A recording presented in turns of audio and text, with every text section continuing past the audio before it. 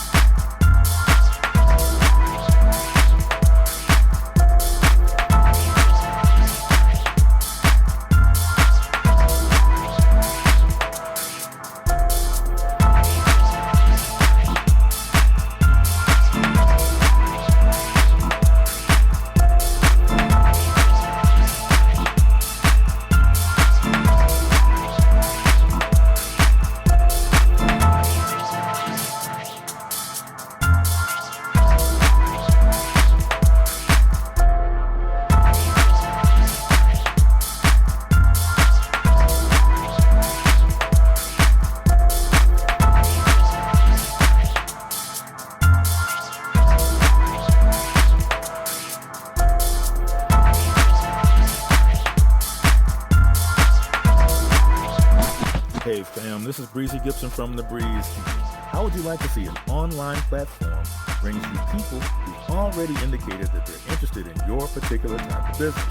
Whether it's your music you're selling, hip-hop clothing, you got a restaurant or a cafe, or if you're an entrepreneur or agent for a business.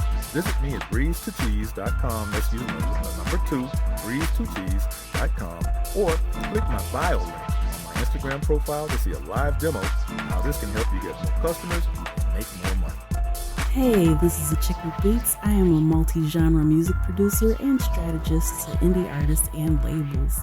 Visit my website, achickwitbeatz.com, for resources for artists and instrumentals available in various genres for songs, vlogs, podcasts, themes, TV, film, commercials, and more. Once again, that's achickwitbeatz.com, ACHICKWITBEATZ. Let's make something happen. All right, we're back with music industry news. First up, Hipgnosis is canceling a dividend that they announced in September after the copyright royalties retroactive royalty ruling. So they expected to collect about $21.7 million from streaming after that ruling, but apparently they're only going to actually get $9.9 million. So consequently, the board, withdrew the interim dividend that they were supposed to be given, which was 1.3125 pence per share, to prevent any infringement on its commitments to creditors. So they got to make sure they can pay what they owe, which is definitely a safe bet instead of giving out the dividend, just kind of rein it in and see how things work out. After concluding ongoing discussions with lenders, they do expect to be able to pay future dividends as they plan.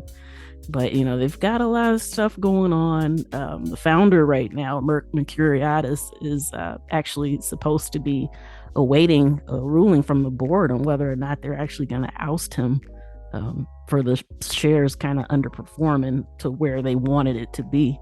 So the interim from us talking to you, we'll probably be able to let you know next episode actually how that went. But yeah, sometimes, things happen in business and you got to kind of shift and make some adjustments, and we'll kind of wait and see where they land with this. Yeah. Very interesting. Very interesting. Mm-hmm. All right. Graham Nash has struck a catalog deal with iconic artists. That's Irving Azoff's company, and they acquired a stake in the Rock and Roll Hall of Famer's catalog to bring his music to a new generation of fans. The deal includes his solo catalog as well as his work with the Hollies, Crosby and Nash, Crosby, Stills and Nash, and Crosby, Stills, Nash and Young. So, hey, that sounds like a pretty hefty deal. Of course, they're not disclosing any of the details of how much that went down for, but I imagine it had to be a pretty penny, as they say. Yeah. Well, they're some of the stalwarts in rock and roll. So, hey, we're glad to see that happen. Mm-hmm. All right, Nas, Steve Stout, Ben Horowitz, and his wife are joining to award $500,000 to hip-hop contributors who didn't get what they deserved. So they teamed up to pay homage to hip-hop greats and provide financial support. So underline that right there. It's great to send the love or whatever, but to actually be doing something about the people who didn't get what they deserved to, when they were contributing to the culture is huge. So their inaugural Hip Hop Grandmaster Awards will honor Rakim and Scarface.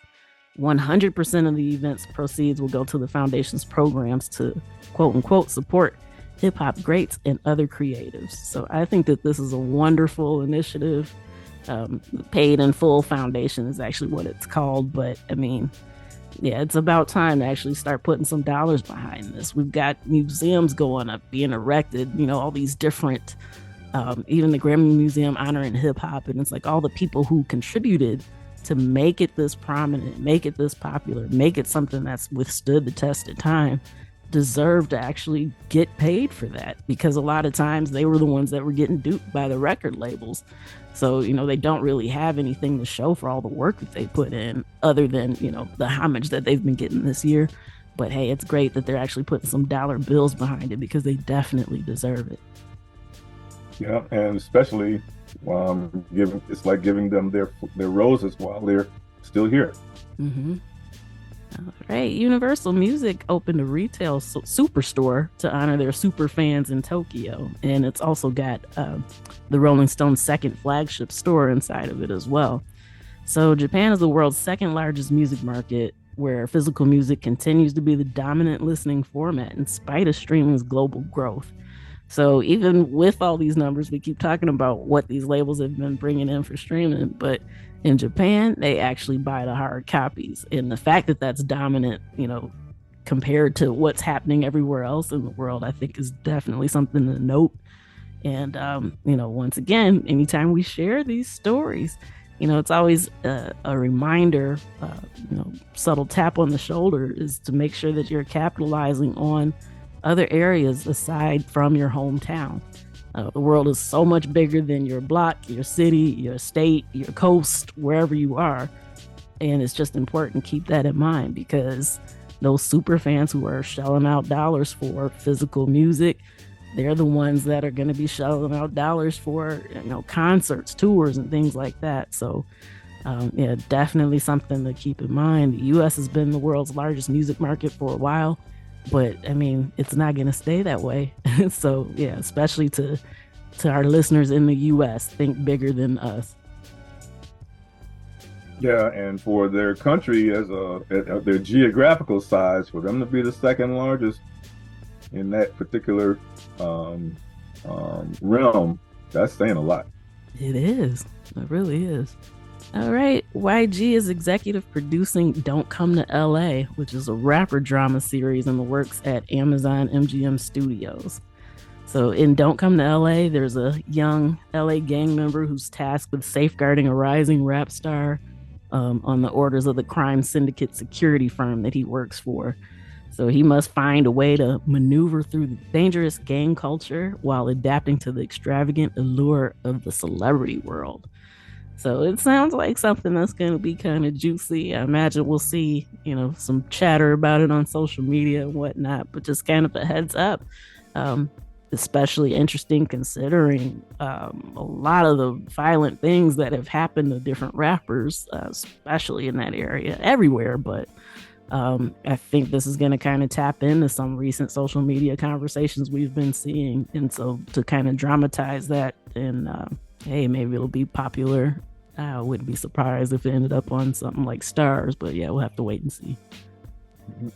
Absolutely, positively. All right, Juice WRLD's estate and Dr. Luke are being sued by an alleged co-writer over unpaid profits from the song Not Enough. So the producer says that he contributed key elements such as the original guitar, performance, and production, but he didn't receive his fair share of the proceeds. So the lawsuit claims he was listed as a co-writer in certain unspecified credits, and that he and the other writers would or should equally own the copyrights. So he seeks a judicial declaration that he is indeed a co-owner and a court-ordered accounting of the song's revenue to make sure he's gotten everything that he's supposed to be getting. So, one, it's music news, something to be aware of, but there's also a lesson in this. It doesn't matter what goes down in the studio if you don't have it written down, you don't have it signed, things like this can pop up. So it doesn't matter how cool you are with somebody or how established they are. Not everybody's word is their bond. And it's just, unfortunate that this has to go this way. Or, who knows? Sometimes in work for hire cases, you get paid up front and then you don't receive something after. So it could have been one of those deals. I'm not saying that things went down exactly the way that he alleges, but if it did, it's just a reminder to make sure you still get those contracts going, because people can change their minds once money starts rolling in. So just something to kind of keep in your mind. And a quote from Ghostface Killer: "You do homeboy business, you get stuck with the homeboy outcome." So get your papers in order. Yeah, music most definitely is a business, and business never sleeps. So you can't sleep on these opportunities or situations either. The entertainer. So stay on top. Yeah. All right, Universal Music is suing Anthropic over AI generated lyrics. It's actually UMG and two other music companies, but they're saying that the AI startup basically scrapes the lyrics of their songs without permission to generate identical or nearly identical copies of those lyrics through Claude, which is its chat GPT contender. So, I mean, this is something that you see it happen kind of a lot. I don't know if anybody actually recalls, but maybe about 10 years or so ago, Genius, back when it was Rap Genius, had actually caught Google scanning, basically taking lyrics from their site and posting them in that initial search. So that way people weren't actually clicking on Genius, but they were reading what Google offered as the lyrics. So when they suspected this was happening, they actually had somebody code in, "Aha, we got you." If since their scrapers had kind of picked it up, and so that's how they found out what was going on. So, just because it's out there on the internet, just because it's easily accessible, doesn't mean that it's just yours to take. So, there's a whole nother royalty metric for lyrics or sheet music. So it makes sense that they'd want to make sure that they weren't getting ripped off, from money that they were owed, basically by this AI machine, just taking what it finds off the internet and then kind of spitting it back out. Yeah, well, that's, hey. Yeah, there's a lot to unpack there. Yeah, it's like Murphy's Law. If something can happen, it will. That's what I was searching for. And hey, I mean, that explains itself.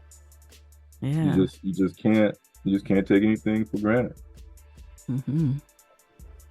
And so, with that story, the next one actually kind of ties in with it. So Universal isn't against AI in music. They're just saying if you're going to do it the right way. Make sure that you compensate anybody who contributed to the models that you're using. So Universal has just struck a first of its kind AI partnership with BandLab Technologies. So BandLab is a music making app that runs Songstarter, which is an AI tool that lets users generate musical ideas. So this includes beats, melodies, and chord progressions. And then so once you kind of get those ideas, then you can actually build upon it within the BandLab platform. So they're saying that they're the world's largest social music creation platform with 60 million registered users to date. And Universal is basically saying that they've partnered with them so that way it's centered on empowering the next generation of artists, including the commitment to the ethical use of AI and protection of artists and songwriter rights. Makes sense, kind of goes along with what we were just saying earlier. We saw the AI tool that actually wasn't compensating them, so that's why they're going after them. But they're saying that there's a way that this can be done and everybody can actually benefit from it. Yeah, this does tie in with the previous story because it's you just can't sit back and hope.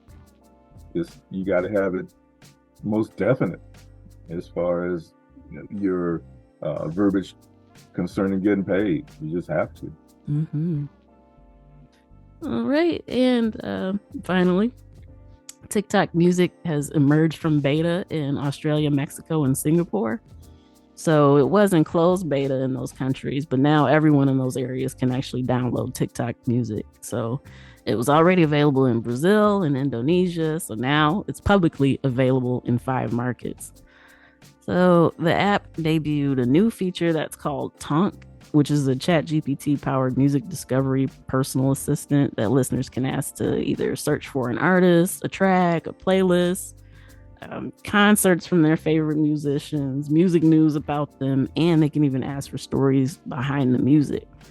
So another new feature that they introduced was called Party It, which offers basically a personalized group listening session and FYP tuning, which lets users swipe and choose different music scenes and moods based on how they're feeling. So it looks like they're kind of coming at this full throttle. instead of just opening it up to people, but opening it with new features. Obviously, they're taking the feedback that they've gotten in beta and they're actually putting it to use. So, hey, who knows where we'll be saying that it's spread to next, but I definitely think TikTok music is going to be a force to be reckoned with for sure. Absolutely, positively. All right, we're going to take a quick pause for the cause, and then we're going to be back with our special guest. You want to let them know who we got coming up? Oh, the one and only, not the one and only, the one and only Al Burroughs. And we're going to tell you a little bit more about him in a minute when it comes to the scene. All right, keep it locked.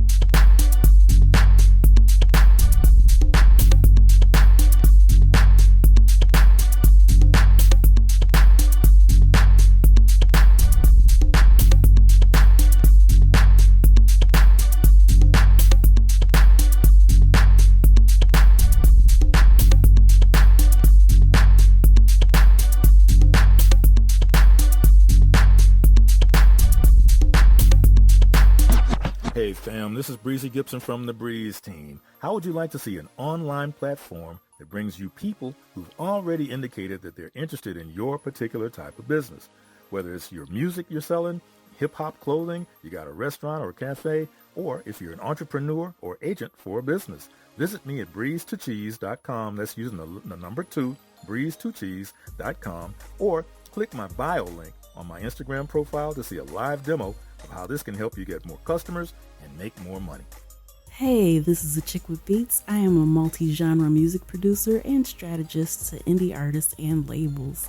Visit my website, achickwitbeatz.com, for resources for artists and instrumentals available in various genres for songs, vlogs, blogs, podcasts, themes, TV, film, commercials, and more. Once again, that's achickwitbeatz.com, ACHICKWITBEATZ.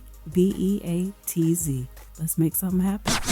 Hey, ladies and gents, today it's a very, very special day. Every day is a special day, but this one is truly exceedingly special. Today, joining us as our special guest today, a gentleman who has been honing and sharpening his craft for quite a while. Right now, that craft is just super razor sharp. Okay, and he's been associated with a lot of great musicians over the years on the professional side. Okay, not just chumming around. We're talking about work. Okay, and which has established his name as a name to be reckoned with and sought after, highly sought after in the music industry, as far as recording is concerned, as far as sound production is concerned, and many other facets that we hadn't even thought about. So without any further ado, we're happy that he's here to share his time once again. And so for you who are listening, better grab your pens, papers, lean in a little closer, tell your friends, whatever, holler out the bus. If you're on the bus, train, presenting to you once again, the one and only maestro extraordinaire, Mr. Al Burroughs. Mr. Burroughs? Dude. Okay, all right. After all of that, right? One, I ain't got nothing to say. Two, how much is it gonna cost me? Wow, man, I'm trying to figure out who you talking about.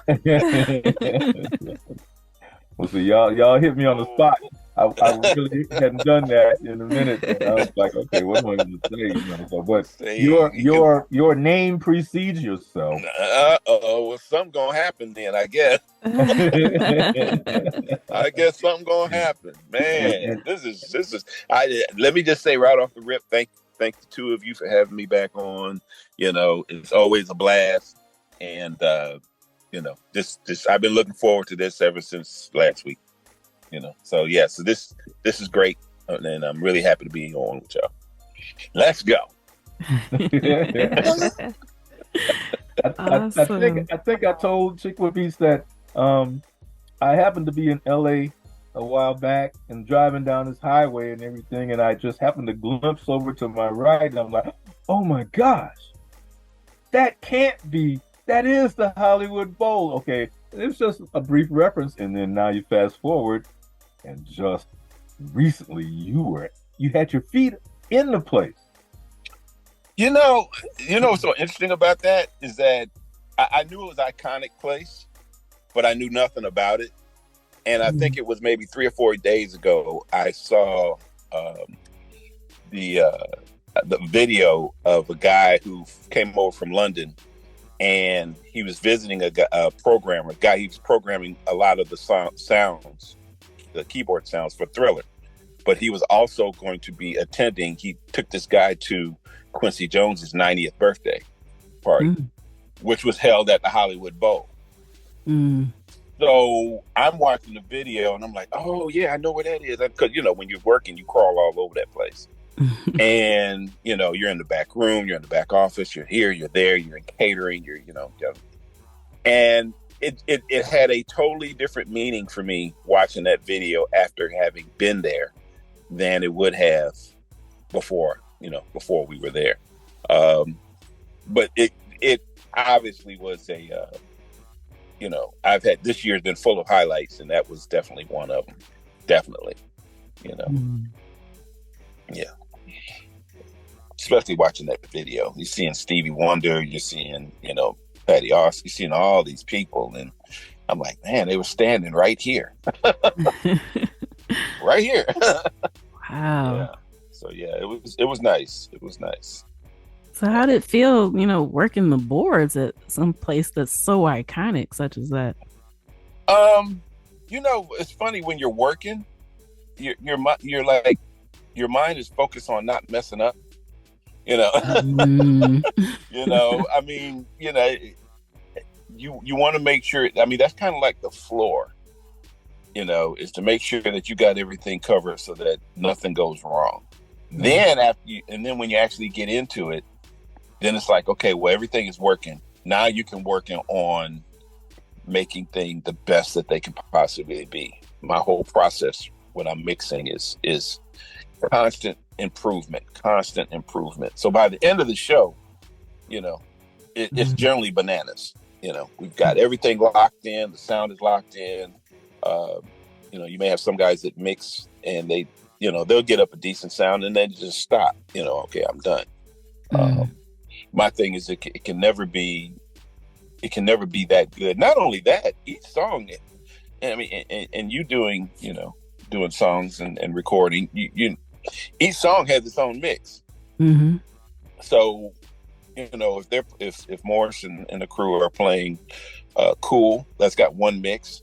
If they're playing Jungle Love, that's a different mix. If they're playing, whatever, Gigolos Get Lonely Too, that's a different mix.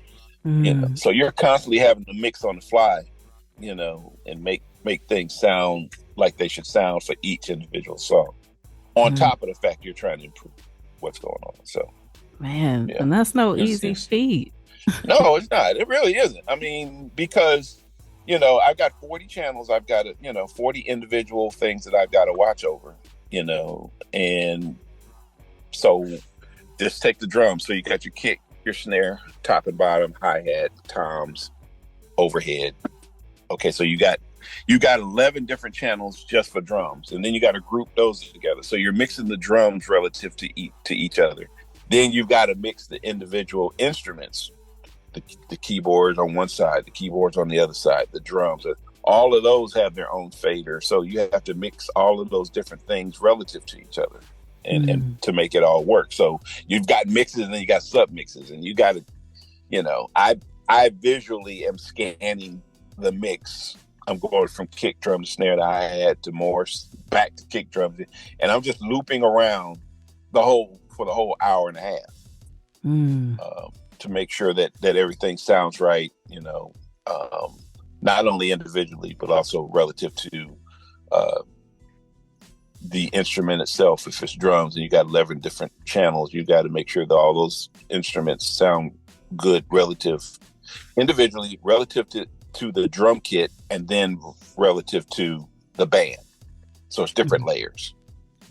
So look, he got that down to the science so well. So much of the science that is an art.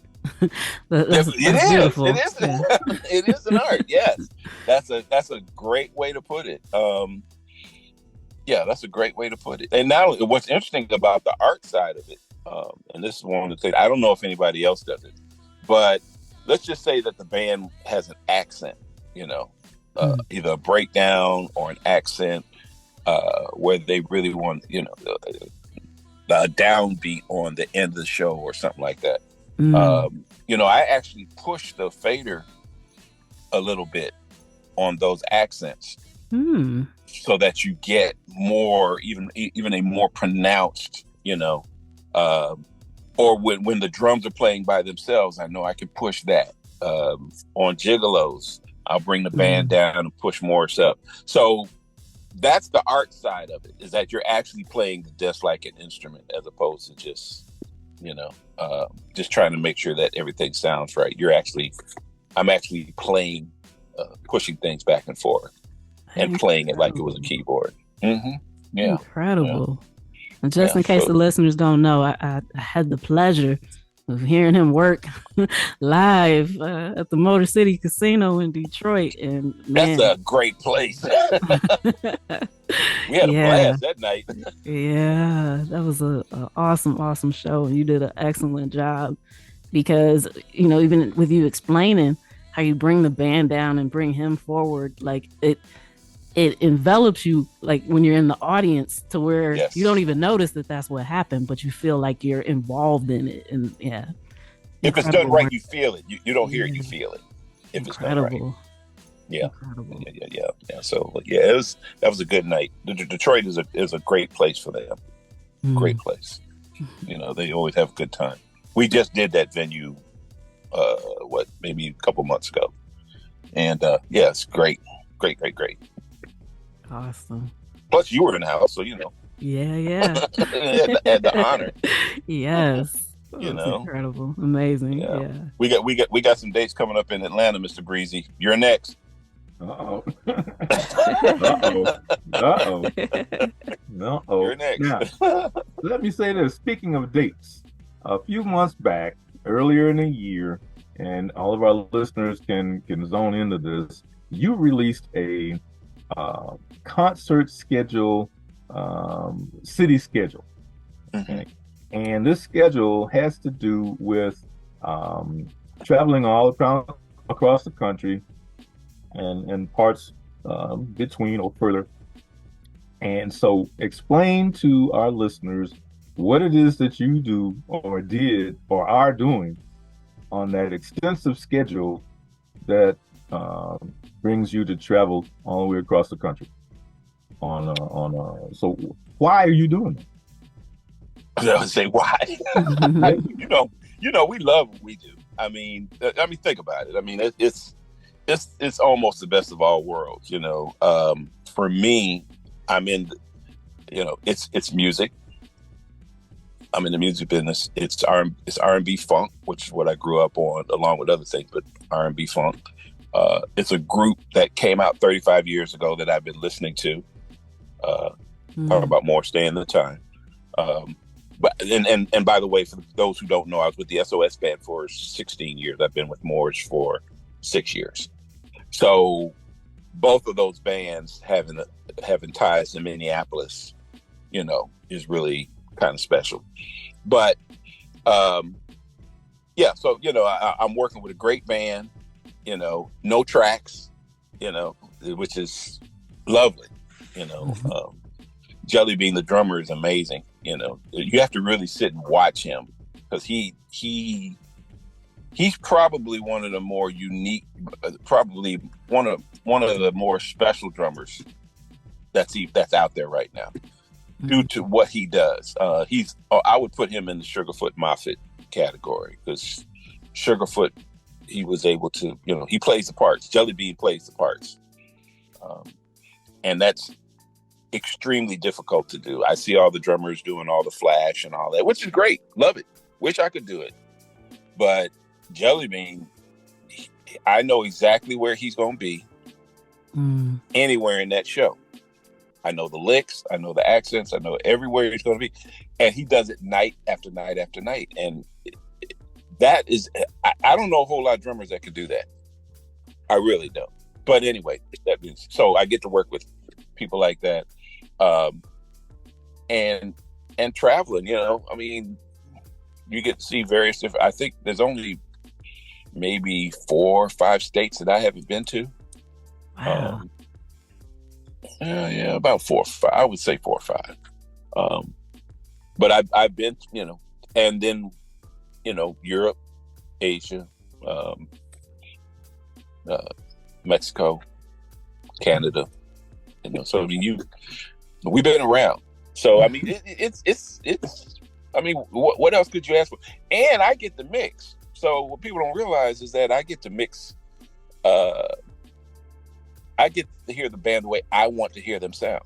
And I'm in the audience, so you know, Miss Beats, I hear what you hear. So I get to party too. So it's the best of all worlds.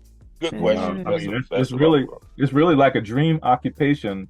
It is. Being able to handle the sounds that these awesome musicians are performing, and you take those sounds and you enhance as far as the volume and the blending, and so the concert goer is just really wowed, not just by what they see on stage, but it's just like you're saying, what they hear is really touching them musically.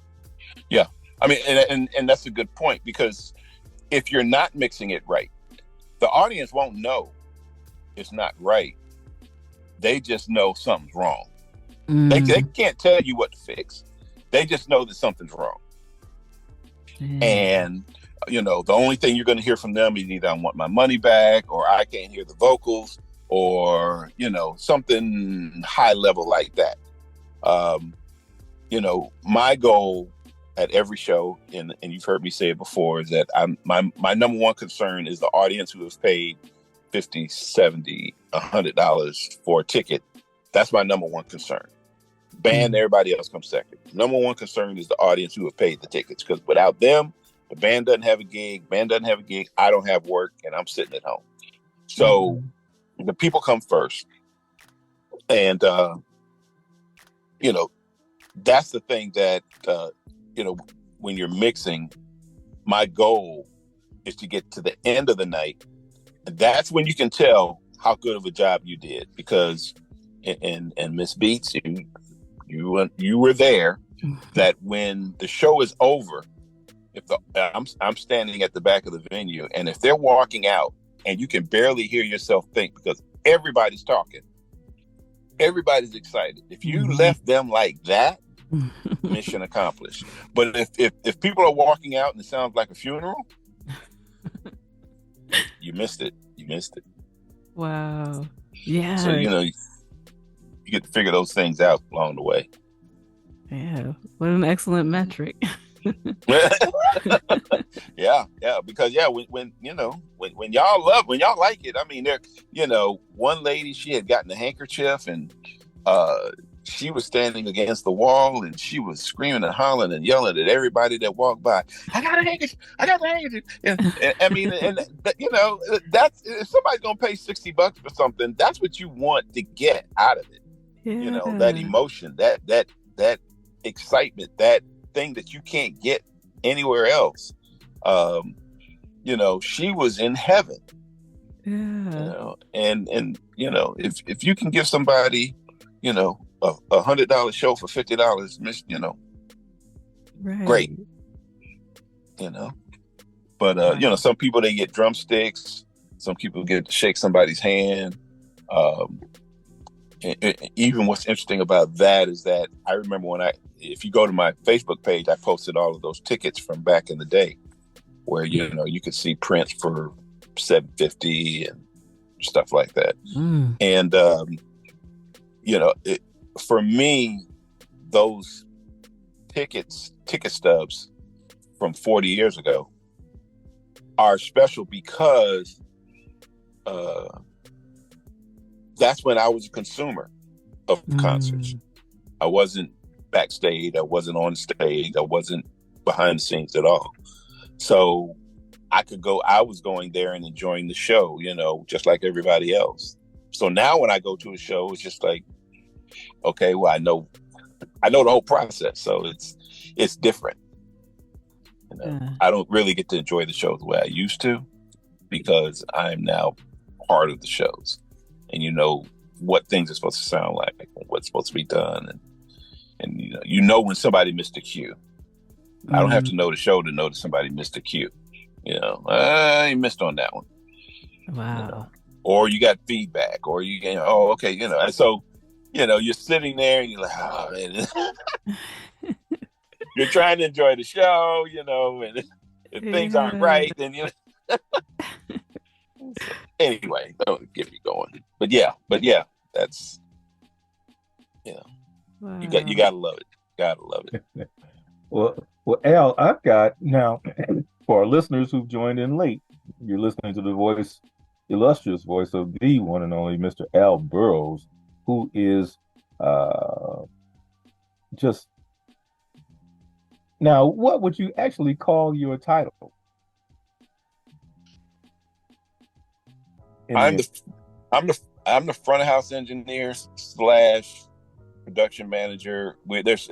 That job is a 2-man job. So the other Javier, who does production, so he advances, make sure transportation, hotel, he deals with all of that. I just basically show up and mix. But if he can't make it for some reason, then I have to go from, and he does monitors. He mixes for the band on stage.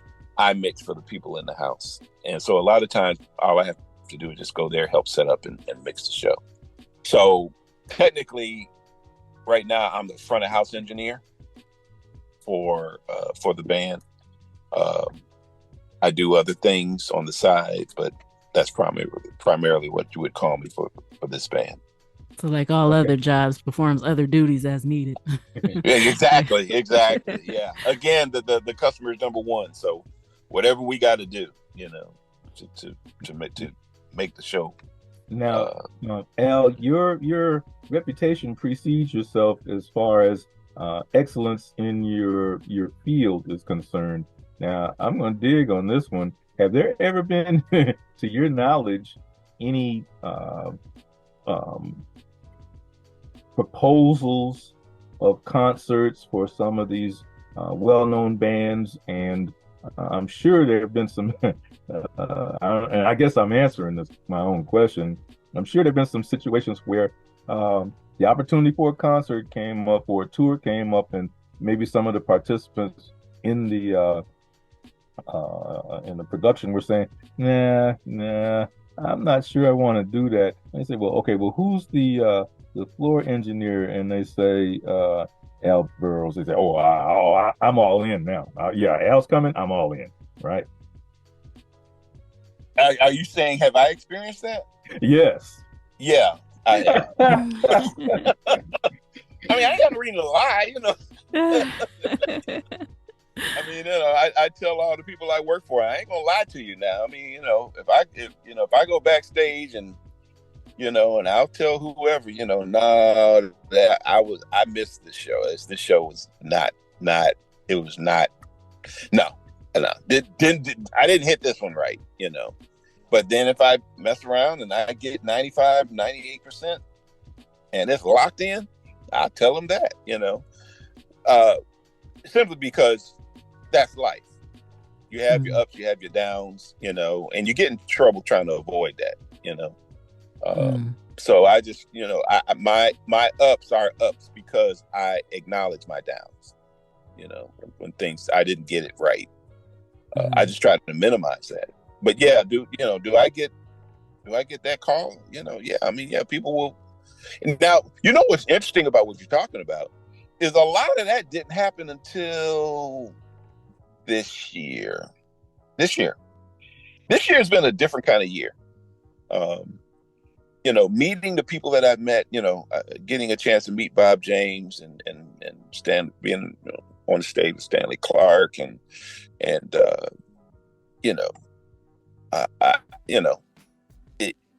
that's just some of the people I've met. Billy Gibbons with ZZ Top, that was great. Getting a chance to meet these people this year has been more of that than my previous 21, 22 years. And also that, along with what you just mentioned, people saying, oh, he's that guy. When I got a chance to make Shantae Moore this year, amazing. Mickey Howard.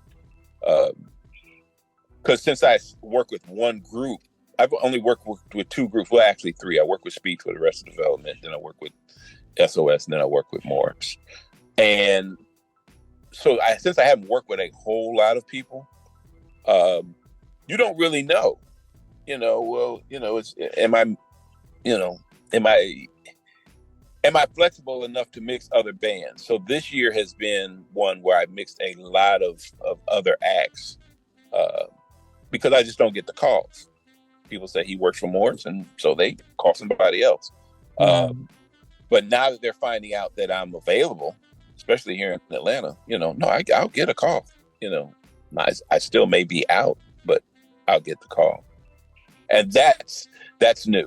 And it's nice. I mean, it's nice to be able to go mix somebody else and hear what you can do with that act, because you talked about the art of mixing, it's a style. It is an art. So that means that, one drummer doesn't play the same way another drummer plays. Well, one person doesn't mix the way another person mixes. So that means that, hey, I've got a thing and somebody else has a thing and somebody else, so they can call you for your thing, and so yeah, that's a new thing. That's a new thing, Breezy, that's kind of kicked in this year for me, and I'm loving it because now I want to we talked about the fact that I'm very aware of my time, and I'm trying to there's some people I'm trying to get to. I want to mix a Janet Jackson or a Stevie Wonder or somebody like that. I want to get to that pinnacle. And one thing I have found out in life is that, the mind, once you give the brain a target, for some reason, it seems to recognize opportunities when they come up on a subconscious level.